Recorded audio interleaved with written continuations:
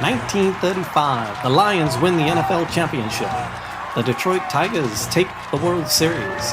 The Red Wings bring home Lord Stanley's Cup. Joe Louis begins his rise to world domination. This transforms the Motor City into Detroit, City of Champions.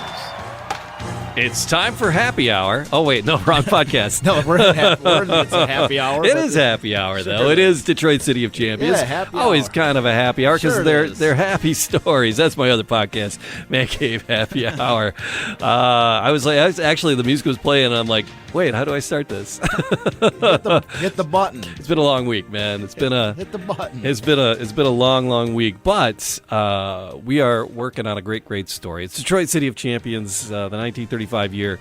Amazing things happening in Detroit, in and around the stadiums and the rinks and on the water. In Detroit, Gar Wood is where we're at right now. And it's all about boats, faster, More speed, and faster. Just setting more and more records with every year and nearly every race and every iteration of the Miss America. We're on to we started with the Miss Detroits, and now we're on to the Miss Americas. Yep. And we're up to we're like 7, 8, 9. We're Miss America 9. We're going to hear about the Miss America 9 a lot today. Okay. So that's where we're at with the Gar Wood story. If you're listening, thanks, Mom.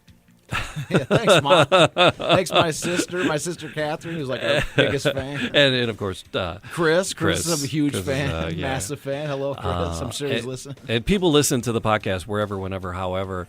But here we sit on April the 14th. Which is just 4 days shy of Champions Day in Detroit. Last year on Champions Day proper, we were down at the museum, at the Detroit Historical Museum, doing a podcast live from there. And then later on in the day, we sat down with a couple other authors who had written some books about some Detroit history, not necessarily 35. They brushed against it a little bit. It's kind of like teenagers at a dance. They kind of brushed against it a little bit, but not fully into the 35. But yeah, last year we really celebrated with that fun remote podcast. Yeah. We got more of that coming up. We got another remote coming up. I have an appointment this week with Miss America. I got a date with Miss America this week. No way. Yeah, I'm going to go in. I'm going to check out. I'm going to scout the location for our live podcast. Well, they're all live, you know. I mean, you listen wherever, whenever, however. We don't have any like rehearsrsals or anything. It's kind of like we hit. Obviously, we hit play, and then crap, what show am I doing? Yeah, even if it's archived, it's live from the show was brought, taped live. But we will be recording on site. With Miss America 10. Dude, that's awesome. It's the Miss America 10. We were trying to figure out where, because we were talking about where's that trophy, where's that boat, and it was supposed to be up in Algonac at a marina. And I called them. They're like, no, we don't have it anymore. I'm like, do you know where it is? She's like, the woman on the phone. She's like, well, let me check. And she comes back. She goes, oh, it's at the Packard Proving Grounds. I'm like, holy crap, that's even closer. Yeah. And so I called. There's a woman named Renee at the Packard Proving Grounds, and she is super sweet. Oh, and nice. we got an open invitation to come there whenever we want. And she's like, she goes, come on in, and we'll take a look-see around and see where you want to record from. She goes, I'm just warning you, even in the summertime, it's a little cool in here. She goes, if it's cold outside, you want to bundle up. She goes, because there's no real heating. I'm good with that. I don't care about that. Yeah. So I'm going to go and do a little recon. Dude, next episode, we're talking about the Miss America 10. But to the listener, I'm hearing about this for the first time, just like you are. Okay, so yeah. This so is we're like going to... music to my ears. Like, I've never seen the Miss America 10 in person. I know. Dude, the next episode we're doing is about the Miss America 10. Because there's that one amazing quote that you've cited a couple times already about the finish on the Miss America 10. Well, Gar Wood himself, there's a video of Gar Wood himself, and he's standing in front of the Miss America 10. I'm going to see. I've been looking for I've got a copy of it somewhere. I can't find it. But there was a video sold at the Historical Museum in Algonac. And he actually says on the video, he's standing right next to the Miss America 10. Yeah. And he's like, the finish of this boat is so smooth. He's like that if a fly landed on it, it would break its leg. Yeah. He says it right on there. He says it with all seriousness. So that's what I mean. Like, it's like that boat is, and that's it kind of ties into the whole concept of the show and everything we're trying to do. that boat is so, wait till we get to that point. Like this show and next show are going to be just so heavy. I mean, these are the stories we're about to tell are just unbelievably amazing. And that is like one of the most important pieces of Detroit sports memorabilia that there is. Unbelievable. And it's just sitting there. That should be on the, like, when people come to visit Detroit. Right. That boat should be so famous. It should be in all the clips. It has a line of people around the block. Like you always see the Joe Louis fist, which all prop. I mean, we did how many episodes? We did 14, 15 episodes on Joe. All props to Joe and that fist downtown, and everything named after him. But that should be a clip. But it should be. That should be a clip in the reel. But I'm saying though is that think about it if I ran the world. Well, but here's the thing: is if you're part of like the Detroit, tourism board or whatever it's called. If you're part of these groups that are trying to get people to visit Detroit. Right? You should have a vested interest in bringing some of these historical stories out, because people that come here, like I tell you what, like when I went to Scotland, I lived in Scotland for 4 years. When I went to Glasgow for the first time, you bet your rear end I was going to when I went to Glasgow, they have the William Wallace Monument, and they got the William Wallace sword. They don't know if it's actually a sword, but they're like, this is the Wallace sword. It's a Scottish claymore, and you bet your but I'm going to see the William Wallace sword. It's history. People want to see this stuff if they knew how great and cool it was. There should be no reason on God's good earth that we should be allowed anywhere near this thing. And they're like, oh yeah, come on. That's what I'm saying. This thing is like a holy hey, you want to grail. drive it around the lake? Take it out. This is wait till we get to this point. Especially when we're J. Lee Barrett, when he talks about the Miss. We're probably going to do an entire episode of just building the Miss America 10, and the reverence that he has for this boat. He has a poem where he talks about the engines in this thing. Oh, and the poem is like writing. You would be hard pressed to find a poem in any genre for any like historical epic, whether it's sports or ancient history or anything like this, that is that has more reverence for something than the engines that went into the Miss America 10. Wow. Like he's like Vulcan, god of fire. It melted these steel, welded from a forge. He's so singing the praises. Yes, they are so. He's so intense. This, especially today's story, we're going to really start to dive into it. Is that the guy who wrote Speedboat Kings? Yeah, J. Lee Barrett. His writing is amazing. Yeah. I think he was my favorite. I mean, of all the writers resource I read, that you found. Yeah, I mean, there's some great newspaper writers too. I don't want to diminish them, but as far as books go, as far as top of the history pops books, there. he has to be, because he was there. And we're going to hear one of the quotes today. He was like, this race we're about to talk about today. He was like, first he describes like there's a fleet of ships on the shores about to watch this race, and the flagship of the fleet is there, and he's on the bow of the flagship telling you in this story what's happening. Like he is royalty. He was there. He was intimately involved. He was there. Like, I don't want to get too far ahead of it because we had a lot to talk about today. Yeah. But what I'm saying is that this, anybody that's already been listening to this, you already should know. J. Lee Barrett is amazing. Right. And the Speedboat Kings book is an absolute must read. And we're into episode 9 on Gar Wood and the story around Gar Wood and Chris Kraft and everything leading up to it. So check those out. Check out the entire podcast. Like, subscribe, leave a comment, and most importantly, tell a couple friends. We appreciate that. And that's going to bring us to picking up the story after we left off with the Segrave Trophy. Segrave and was all awesome, that, man. and the Scott, England, the 1 and the 2, and that was all last episode. Don't we just have like a connection to Segrave though? Yes. Segrave. We did a whole episode on last week. Lord Segrave, like Gar Wood is finally starting to get the competition that he's sought after for his whole, for most of his career. Game on, fellas. Game on. And then Segrave, in the moment of his death, he's a British hero. He's a hero from World War I. He's the king of speed on land. Yeah. He gets into a boat. He beats Gar Wood for the first time Gar Wood's like ever been beaten in a boat. Not for Harmsworth, but for all these other races. And so he's beaten Gar Wood. He's going after the set. The British have a new design for engines. Like the competition is heating up, and then Segrave, he gets killed in this boating accident. He gets killed in this boating accident at the moment that he sets the world record for speed on water. Right. So he's the first person ever to hold the speed on water and land at the same time.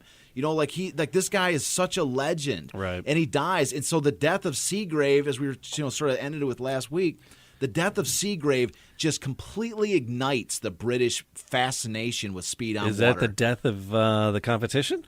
No, that's not. It's the opposite. In fact, that is the spark that ignites Britain's desire for the speed on water crown. Oh, okay. It's almost like the battle cry, like, remember Segrave. Okay. Segrave went to his death. Do it for the Gipper. Yeah, exactly. That kind of mentality. Like a fallen hero gave his life in pursuit of this specific thing. Like the next thing he was going to do was race in the 1931 Harmsworth Trophy. They'd already challenged Gar Wood. They were already, this was a setting the world record before they went to Detroit to race Gar Wood. Like this was the preliminary. And here he gets killed, and so like now this just completely ignites the British public. This is the British public. This is Lord Wakefield, who is one of the biggest oil tycoons in the world. This is Rolls-Royce. Okay. This is the British Air Ministry. The British public. They demand. This is a demand that in memory of Segrave, they want the Harmsworth Trophy in his memory. I mean, they established a Segrave trophy, which to this day is awarded to the British man or woman who excels in some element of speed on water, air, not just speed, but like some kind of technical evolution of aeronautics or land development, or it goes to some somebody that's in pursuit of some outstanding element of engine design or aeronautics or whatever. It's a pretty broad category, but it's still given to this day, and it's a beautiful trophy. We show it. There you go. You got it on the screen. It's a beautiful trophy. I'm on it, They've man. got it. You are on it, Jamie, as always. You're always on it. And there's a charter, with stamped and wax and stuff. I mean, this is Segrave was a major hero, and so someone was tapped on a shoulder with a sword. I'm sure. Yeah, I'm sure. It's what I mean. Like, well, he's a lord. He's a knight. And so he was a national hero that was killed in pursuit of this, and now it's every single component of British society. The rich with Lord Wakefield. The Rolls-Royce, which is, their name is on the line. The British Air Ministry, the public, they want this trophy. And so that's the death of Segrave. There was already sort of a building excitement, but now it's like, this is like a national duty to bring this home. This is like they demand it. And so now this is what we're getting into. So, it's now the fuse has been lit. This must happen. And so in 1931, 1930. So Segrave dies on June 13th, 1930. And then, because he'd issued the challenge, the race was, not too far away. Right. The race was not too far away. And so the Harmsworth Trophy race still, continued. And so the British want this back in a bad way. They do, but here's the thing. So in this case, Carstairs comes back for a third attempt because that's the only British representative they had. It wasn't like chopped liver. She was already going there to challenge. Sure. She wanted to be part of this race. Yeah. And so she kind of continued. The first step is that she's like, I'm going to continue for Segrave. Not quite the contender Segrave was, but still a contender. Exactly. And she wasn't backed by Wakefield. She wasn't backed by Rolls-Royce, the British Air Ministry. She kind of had her own thing going. So in the 1930 Harmsworth, she gets beaten again for the third time, her third and final time. And so, Gar Wood now, his total is 5 gold cups, which he's not even allowed to compete in there anymore anyways. And then he wins his 6th Harmsworth Trophy. And so even though it's like kind of like sort of a bittersweet victory for him in that race, it was not like, he didn't have – it was Segrave was the one that was supposed to be there to challenge him with the Miss England too. So now – so we mentioned the sort of cast of people involved with this, the pursuit of this. Sure. Wakefield, Rolls-Royce, British Air Ministry. Now, but with the death of Segrave, they need a driver. They need somebody that can kind of have the same elan, like the same charisma, the same kind of heroic role as Segrave. And so they they look around and they find somebody that's cast in a very similar sort of scenarios. Mm-hmm. And the man's name is Kaye Ernest Donsky, All right. who's come down in history, better known as K-Don. Okay. Which is the name of the episode that we have today. So it's we talk about Gar, City of Champions episode 59. K-Don, right? So that's the name of today's title, and that's the guy who's going to replace Segrave in the cockpit of the newly rebuilt Miss England 2. Mm-hmm. And so K-Don had a very sort of similar evolution as K-Don had a very similar story as Segrave as far as his development into the role of piloting this boat. So born in Did he come from cars as well? Or are you going to tell similar, me? Yeah. And I will tell you, yeah. So born in 1891, Dublin, Ireland, and he was a pilot during World War I, just like Segrave. Post World War I, he goes into automobile racing. He first as a motorcycle racer, and then he switches to cars.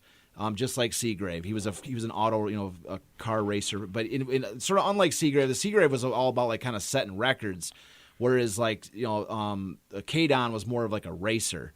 Like actually racing and making in races of racing against other cars. And so and also like Segrave, he was backed by Sunbeam, so he's driving all these different Sunbeam cars. And so he wins. So along the way, he wins. It's too big of a list. He has a huge list of different races that he won. And in the course of all these different races, he's setting sort of like course records for speed, like 100 mile an hour plus records, 130 mile an hour plus type records. But all these different, like you're looking at a list of all the races he won. It's like he set 100, course record here with 130 miles an hour, a course record there for 127. Yeah. This guy's a speed merchant. Sure. He's a speed merchant, and he's cast in this sort of same role as Segrave.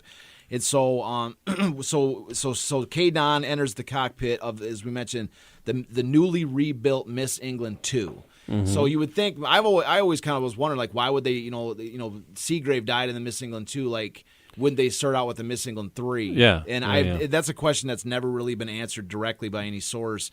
The only thing I can think of is it's like where they rebuilt the Miss England 2. Miss England 2.2. They didn't say not according to the little paint job on the boat. Not according to the little paint job, but so it's a rebuilt Miss England 2. And so I've never, so there might be more to it. I haven't really dove into the Miss England 2 that much. Sure. Maybe they reused some of the wood. Maybe it was a tribute to like. Hey, this board already has a name on it. Stick it on there. Maybe it was a testament to Segrave in some capacity. Yeah. But I'm sure there's much more detailed story of it. I have not read, and it may still be around because I think the Miss England 1 is in a British museum somewhere. So anyways, so the Miss England 2 is rebuilt, and it has the same specs as what they had. I mean, this is the same boat, the same engines, 2 Rolls-Royce, 2,000 horsepower engines each. Just a monster. Total monster, 4,000 horsepower total. And this is the same boat that has with Segrave in it has set the world record for speed, which is 98.76 miles an hour. Okay. Right? And so this is the same specs, same boat, same engines, nothing's changed. And of course, this, Gar Wood having, wins the Harmsworth in 1930. We're talking sort of like the transition from 1930 to 31 at this point. So Gar Wood, the highest evolution of his boat that he had used for the 1930 Harmsworth was the Miss America 9, and it had 2 Packard engines at 1,060 horsepower per engine, so a total of 2,120 horsepower. So just a quick comparison there: Miss England 2, 4,000 total horsepower; Miss America 9, 2,120 horsepower. Wow. 2-to-1 disparate difference in the power of these two boats. Mm-hmm. So Gar Wood is looking at this, saying, okay, the British are coming back for the challenge. They're coming back with with a new driver, Lord Wakefield, Rolls-Royce, British Air Ministry. I got and they're coming out with a boat that's got twice the horsepower that mine does. And so we got to make some changes. We've got to, we're going to get crushed. You know what I mean? Like, you can say, well, there's them little teddy bears only going to take you so far. Exactly. And so there's, so he does, and so the other thing, I'm sure there was there may have been some things he could do as far as like, well, if your boat is half the size and half the weight, maybe you could kind of even the thing up, and I'm sure that played into it as well. Yeah. But he knew that that wasn't going to get it done. So especially after having seen this 98.76 miles an hour record, and he had not tried to break that record. And so you could, just with that, the fact that he had not tried to break that record at this point, a full year has gone by. It shows you his mentality that he didn't think that he could beat the record. He didn't want to try and make it look bad. And that he had to make some changes. So he did make some changes. And what he did was there was no Packard. That was the limitations of Packard. And that's the part of the thing with the boats is it's an American boat. For the Harmsworth, has to be American wood, has to be American drivetrain, has to be American propeller, has to be American engines, has to be American drivers. The wood, the wood was Philippine mahogany, which came from a U.S. territory. Sure. So everything. So like the hardest part they had the engine. So getting the competitive engines, the carburetors, competing against that Rolls Royce monster they had. Exactly. So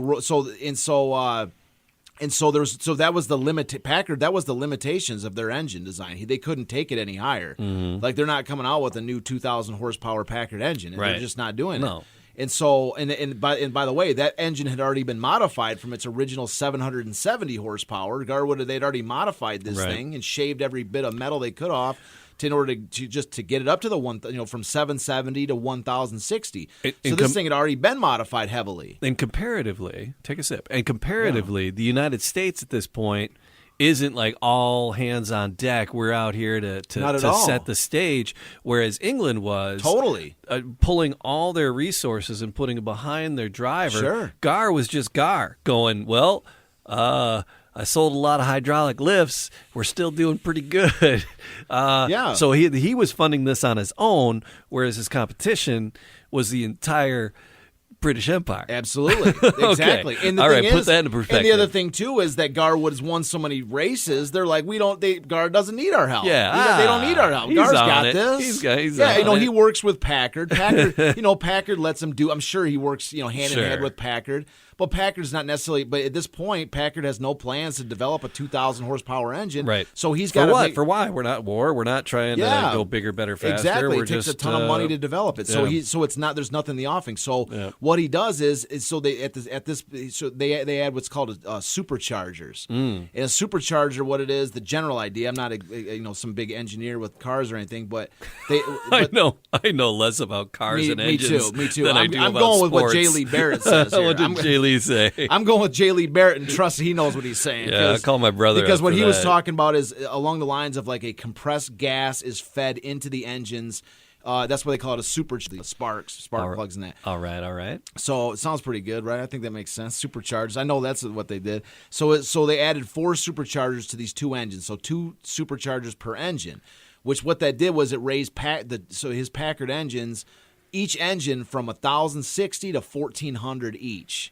So the total output now is 2,800 horsepower. So now he's brought the total down a little bit. So now it's not 2-to-1 anymore. It's 4,000 versus 2,800. So he's kind of he's narrowed the gap a little bit. You see, and so anyways, with his new superchargers added, the Miss America 9 on March 20th, 1931 in Florida, Gar Wood takes it out for a spin to set the new world record. Now he's got some confidence. Let's to go break for the record, a ride, right? fellas. Yes. So he breaks Segrave record. Oh, nice. Hell, we're talking Gar Wood, man. He's not going to do it if he's not. If he he's tries not to set the world record and he goes 97.26. No, he goes 102.256. Oh my God! So smoked it by 3 or 4 miles an hour. First man to average over 100 miles an hour on water. Nice. So Segrave had gone over 100 miles an hour, but the average is 102. Once again. So here he is. So he retakes the record. So now Gar Wood's the fastest man. He's like such an unassuming looking guy, too. Yeah. So he's the first man to average 100 miles an hour on water. Yeah. Right. He deserved it. He deserves that. Hell yeah. If Segrave, as much as I love Segrave, if Segrave had been the guy that averaged over 100 miles an hour on water, if he'd been the first, there would have been something kind of bittersweet about that because Gar deserved to be the first guy to go over 100, an average. What was the first record he set? Was like 19 miles an hour. I got to go back to the original notes. So our first, he was all excited about his first record. We're talking, 1893, 9 miles an hour. 9 miles an hour. 1910, which is 20 years before this. They're going 35 miles an hour. They're killing it. 1912. 53 miles an hour. Yep. And then, now we just averaged over 100 miles an hour. 1918, we're talking 70 miles an hour. Yeah. So to go, that's a country song in the making there. Before this is 10 years before, 12 years before. Yeah, so there, so the 100 is the magic mark. So the 100 is the magic mark, right? There's a country song in the making in there. Yeah, you got it. Yeah, get it played, and we'll add it into the show. So anyway, now the world is in alignment, right? Now Gar Wood's got the speed on water. Mm-hmm. He's over 100 miles an hour, the first man to break it. But check this out. 13 days later, the Miss England 2. Damn you, Kaye. April 2nd, 1931, in Buenos Aires, Argentina. Kaye in the Miss England 2, 103.49 miles an hour. Breaks Gar Wood's record 13 days later. He got it, though. He broke that. He was the first one triple digits. He sure did, but he's throwing the gauntlet down. Yeah. He's like, I just broke your record with 100. We can go 100 too and then beat you. Yeah. And so the gauntlet's thrown. And then check this out. 2 weeks after that, in Florida, Gar Wood breaks that record. 103.69 miles an hour. Breaks it by a fraction. You do pour some bourbon in the tank. Come on, we got to fire this thing up somehow. Let's whatever go. He had to do. He cranked it up. So turn it up to 11 now, fellas. Yes. Let's show them how so it's like done. two boxers going back and forth. 3 months later, on July 9th, the Miss England 2 in Lake Garda, Italy, 110.223 miles an hour.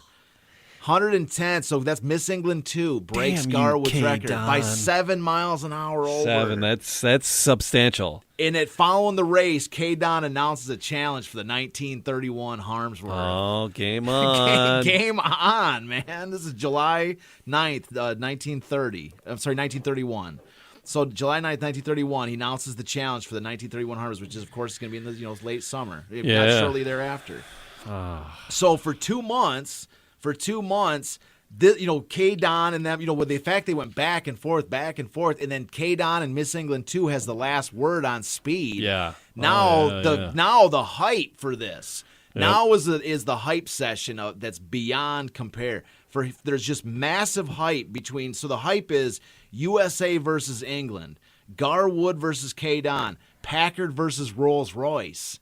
You see that there's so many different storylines that you can of competition that's involved in this. Right. And so the result of this, the races, the Harmsworth is going to be held the first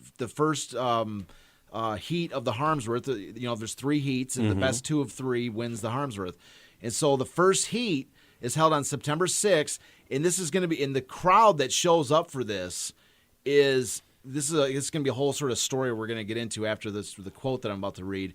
But this is one of the not only one of the largest crowds ever assembled on both sides of the Detroit River to watch this race. Okay, Jamie, there's a case to be made here that this race here is the largest sporting event in the history of the world. In the history of the world. Oh, my God. The race that starts on September 6, 1931, just the people on the shore of this race, this was the largest sporting event in the history of the world. And we'll get to that point in a second. I got some facts and notes, and I'm sure you're going to take a look at there too. But I just want to show you that this race, to show how big the hype was leading up to this. This is when things start to turn fascinating with this Gar Wood story, okay? And so I'm going to read the quote. This is again out of Speedboat Kings, and this talks about the first heat of the 1931 Harmsworth. Okay, it's a little long, so everybody pour a drink a little bit and sit back and listen to J. Lee Barrett. J. Lee Barrett's amazing. He's amazing, and this quote is awesome. We got 2 big quotes to read. This is the first one, and this is a good one. They're all good, but this is real good. So, again, J. Lee Barrett, Speedboat Kings. The Harmsworth course at Detroit was laid out on the American side of the Detroit River between Belle Isle and the city of Detroit on the mainland shore. It runs clockwise from the dock of the Detroit Yacht Club on Belle Isle towards Belle Isle Bridge, around the 2 westerly buoys, then east up the back stretch and out into Lake St. Clair, around the dangerous easterly hairpin turn, and back west again toward the judges' stand at the Yacht Club. The course is 5 nautical miles around. To complete a race, the boats must travel 6 times around the 5-mile course to cover a distance of 30 nautical miles. The races are run in 3 heats. The country taking 2 races wins the trophy. The 1931 race for the trophy probably attracted the largest crowd in the history of any sporting event. I put men equipped. Real quick, notice he says I, because he's the guy that's running this race, J. Lee Barrett. I put men equipped with automatic counters at strategic points all along the entire course. More than 600,000 spectators were actually counted. They were packed tight at every vantage point along the mainland side, along the Belle Isle shore, in countless government boats, cruisers, yachts, and steamboats anchored within the outer rim of the boat lanes. Telephone poles, towers, rooftops swarmed with human beings clinging like flies to every conceivable projection, their eyes pinned on the river, their ears humming in the drone of the thundering super aircraft engines. On Monday at 4 p.m., the judges, officials, the timers, the course, everything was ready. 3 whistle blasts from the United States Coast Guard cutters was the signal to close the course. Besides that, a display from their signal yards in the blue and white checkerboard flag of the International Code indicated the course was closed. Palatial yachts and cruisers had been sliding ghost-like into the race basin all night. They were anchored now, waiting, their decks swarming with society folk, cameramen, sportsmen. Dominating this immense pageant of watercraft was the flagship Olive Kaye, owned by Commodore Charles F. Kettering, Vice President of the General Motors Corporation. At 4:45 p.m., 15 minutes before the starting gun, the river had quieted down. It was like a sheet of glass. The Miss England II moved out slowly from its moorings at the Edsel Ford boathouse on the mainland side. It was being towed across the river to the judges' stand amid a deafening clamor of horns, sirens, whistles, and bombs, and the incessant whirl of a dozen airplanes overhead. Kaye Don and his 2 mechanics, all fitted out in spotlessly white overalls, strapped in by steel-ribbed life preservers, stood on the deck of their white speedboat, stalwart, healthy, fearless young Britons, ready to ride to their death, challenging the master for speedboat honors. They were just kids. There was a catch in their throat to see them standing there in the bow of their beautiful boat as it moved across the river. It was momentous testimony of England's wish to be supreme on the water. England had thrown that responsibility on the shoulders of these youngsters. The ruddy glow of the river colored their faces in the light of an already departing sun. The hearts of these young Britons must have ticked a little faster. America had poured out 600,000 people in a tribute to their courage. It was a sight they had never seen in England, a sight they may never see in the world again. The stage was set for a great spectacle. It was like a Roman amphitheater 50 times enlarged with the big sunset ball of the sun throwing its sharply bladed fires across the water. We stood with Mrs. Gar Wood on the deck of Charles F. Kettering's beautiful yacht, the Olive Kaye. Wood's Miss Americas weren't in sight. In 1 minute, the 5-minute time signal would be cannoned from the judges' stand, the signal for Wood and Don to get ready. Wood's Greyhaven home is up there beyond the easterly turn of the course. We strained our eyes to see the wake of his Miss Americas way out there. But we couldn't. Wood hadn't come out yet. We had our eyes riveted on Mrs. Wood. She was a little pale and nervous. Her right hand was twitching on the deck rail, her left fingering a locket on her breast. She had her eyes fixed in the distance on that thin slip of water that runs beside her home at Greyhaven. It was from that point that she expected to see the Miss Americas dash out, tracing 4 lines of white wake behind them. The gun from the judge's stand cannoned the 5-minute time signal. We could hear the 2,000 horsepower engines in Miss America 2 roar to a start. 5 minutes were left. The huge time discs were poised there high above the yacht club dock. One of these discs dropped every minute. Another disc dropped. 4 minutes were left. Miss England 2 thundered past the yacht on which we were standing and speeded toward the higher waters of the river for position of the flying start to the line. Still, Wood couldn't be seen. Mrs. Wood grew increasingly nervous. "Where are they?" I heard her ask. She didn't want an answer. No one knew anyway. Only Gar Wood. Wood was timing his start to a split second. I knew Wood would be on time. He always is. Mrs. Wood put on the field glasses to her eyes. Even yet she couldn't see the wake of the American boats. The second disc dropped. 3 minutes left. A million eyes were turned now in the direction of Wood's home. I began to wonder myself. Wood had 3 minutes to get to the line from his home. Packed humanity was silent. Only the distant drone of Miss England 2 could be heard above the whir of airplanes flying overhead. She was circling above the intake power station, throwing a beautiful stream of mist on each side of her. The third disc dropped. Then the fourth. Only one disc was left. Wood only had 1 minute. He must get his boat to the line before the last disc dropped, or Don would beat him across. Nothing in all sport can match the picture of the flying start in a boat race. It's a beautiful sight to watch. but it needs steel nerve, fine judgment from the men in the boats to get their bow across just at the spark of gunfire. That's where the drama is, in that dash to the line. The crowd knows. Wood knows. Don knows. These men must judge every second accurately from a distance far above the line. If you go over more than 5 seconds too soon, you're out of the race, disqualified. If you go over too late, you've got to take the wash of the other boat, and that's dangerous. At 100 miles an hour, and now race time was almost at the stroke of 0, 1 disc remained. The faint drone of the engines in the 2 Miss Americas came to us. We looked, saw the 2 twin lines of wake. Wood was coming, heading straight for the line, his Miss America 9 leading. They came down the stretch like mad bulls, but Don, too, was ready. We could see him straightening his boat out of the white arc he had made in the water. He was heading toward the start. The roar was getting terrific. 3 thundering torpedoes were opening up their throttles, straightening out, charging to the judge's stand. Wood's boat, the 9th, seemed to porpoise a little. I had never seen that in any of his boats before. His boats were always as steady, as true, as straight as a die. They always planed out so beautifully. But Wood kept coming. So did Don leading. That, too, was a strange sight to this immense throng. Wood had always gone across first, but Miss England, too, was up on her step and was charging, throttles open, down the stretch at over 100 miles an hour. I knew Wood had his throttles open, too. He always does, across the line, but somehow he couldn't get the speed he needed. Don kept pulling away from him. When they crossed the line, the timer's ticker tape showed that Don had crossed just 3/4 of a second ahead of Wood, on the inside, on the buoy track. That's how close those boats were together. Don had 2 things in those swift seconds. He had beaten Wood across and he had seized the coveted track, the inside. If Wood was ever to pass Don, he'd have to cross Don's wash.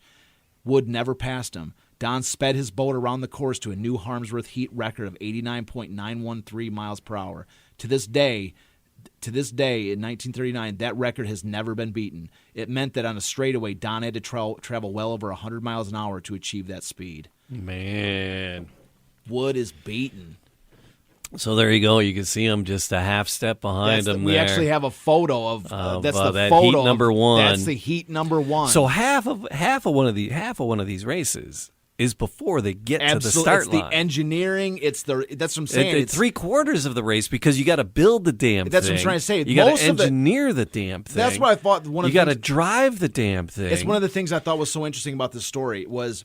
And then you got to hit the start line at the right point. Yes, exactly. It's a rolling start. It's a rolling. Yeah, exactly. It's not like, gentlemen, start your engines. No. And somebody they're waving a little flag. They're flying at 100 miles an hour trying to hit the mark. Yes. But not too early. Not if you go too early or too late, you get beat. I did not know that. That's what I'm trying to say is that's what's one of the things that's so interesting about this story is that when we talk about races, a lot of time you kind of fixate on the actual course where they're like trying to maneuver in and out of each other. You think of a race. When you think of racing or race, you think of that. What comes to mind for me is that gentlemen start your engines or a sprinter lining up in starting blocks, right? And it's when you think of a race, you think of that gentlemen start your engines or a sprinter lining up in the starting blocks. Yeah, and the maneuvering and the jostling in the race. Well, but it's that dead start. It's from a dead. It's from exactly. It's always from that. But in these boats, they're flying at 90. You got to hit the starting line. And it's not like these guys are used to driving this because they just, in the last 3 months, is the first time they ever crossed that. Yeah, it's a new boat. It's a new different speeds. This speed is a solid 20 miles an hour stronger than previous races. Absolutely, yeah. The previous races were like running in the 70s, 80s miles an hour. And they're going, but these things too. Especially we talk now about they're breaking 100. Yeah, and they're 30-mile long races, and on the water. For the first time, it's like how often do you get to practice that? Exactly, and but they're 30-mile long races, so it's like you're bringing this 100-mile-an-hour thing. There's not all this like maneuvering and wiggling in and out of each other or anything. These are just pure there's only a couple different maneuvers you can really make. It's just about getting about being able to survive 30 miles on this track. Doing these circles and having a boat that can carry consistent speed. Wearing a leather Yeah. Leather skull cap. Yeah. Little goggles. But that's what I'm saying. The story, a lot of times when you think about racing, you think about all the little maneuvers that happen during the race. Yeah. A lot of the intensity for these races is the engineering and the getting to the race and making it, and just getting to the line and how you're going to beat your opponent across the line. Right. Like it's, like that's what's so kind of interesting about the story is all these different things that go into just getting the boat there. Right. Is like 90% of the battle. Like if you can get the boat there, cross the line first, and all this, and like you could see the amount of attention he gives to that moment of just how much of a science these guys had this. And he's like, Wood's always there. We know he's there. Know he's coming. And then there was a 3/4 of a second difference across the line. And Wood's a mile away with one disc, 1 minute left, and he gets it to that one point in the line. 3/4 of a second, behind Don. And Don beats him off the line, of course, but Don is out there circling. That's his strategy, is to circle, right, and time his final circle to hit that line at full speed. Sure. He even said it crossed it at 100 miles an hour. Crikey. So what he mentions in here, one of the things that Gar Wood's beaten. This is the first Harmsworth heat that Wood's ever been beaten in. So this, you say the heat, is that for the trophy, or is it's best 2 out of 3. There's 3 heats. Oh. So this is the first heat. So they're saying there's a chance still, right? So you're saying there's a chance. There's a chance, yeah. So what you're saying.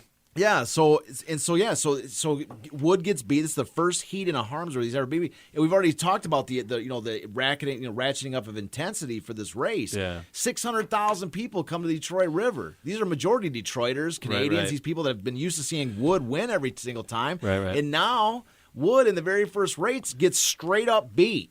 Straight up head-to-head beaten. Right? Like a boat that came over here to America to challenge Wood, and they beat him in the first race. One of the things number one is there's the Miss America 8. That's kind of how they refer to that. There's another boat there. There was 2 boats coming down the river. The Miss America 8 was driven by Gar Wood's brother George, and that boat was completely outclassed. Right. They had basically had no chance. And then the Miss America 9, the key thing to take out of what J. Lee Barrett says there is that the boat was porpoising. It was not planing. Right, because it didn't catch the plane on the back bow. Okay. So the main thing is that you want to skim, sure, right, where the boat's barely touching the water, just to let it know that it's still there. Otherwise, it's flying. Yeah. In the plane, and so the Miss England 2 planed, in the Miss America 9 did not. It kept hopping on the water across, and you're not going to win. Yeah. So as a result. So Gar Wood recognizes that this thing had porpoised so badly that they have to rebuild this thing by the next day. The only solution. Hey, fellas. I got some bad news. Call your wives. Let her know they're not coming home You're tonight. not making it home for dinner. You're not going to get home for dinner. Or breakfast. Or lunch. And probably not dinner either, as we're going to find out here in a second. Oh, my God. So the entire Miss America 9 in a single night has to be stripped down to the studs. I got to see him in like some coveralls with his hands on his hips going. We're going to describe all right, it. Guys, let's rip this thing apart. Wait till you see what's about to happen in this next quote. All right, with this is going to be a good spot to catch our breath and take a little pause as we continue telling the story of Gar Wood, the Miss America 9, this showdown on the water for the Harmsworth, how everything unfolded. Charles is going to keep telling these stories. I'm going to keep listening. Hopefully you keep enjoying them. This is episode 59. We're going to pause this one and pick it back up with episode 60 and the rest of the story on Miss America number 9, Gar Wood. Do me a favor, if you could, find us on your podcast app and subscribe, leave a little comment. That'd be fantastic. Give us a rating if you could do that. More importantly, tell a couple friends or share it out or tweet it out or repost it somewhere. That would be an amazing help for us. We truly, genuinely appreciate it as we tell these stories and have a great time together. We hope you're having a great time following along, either listening or watching on one of the video streams as the shows happen. So thanks again for being with us.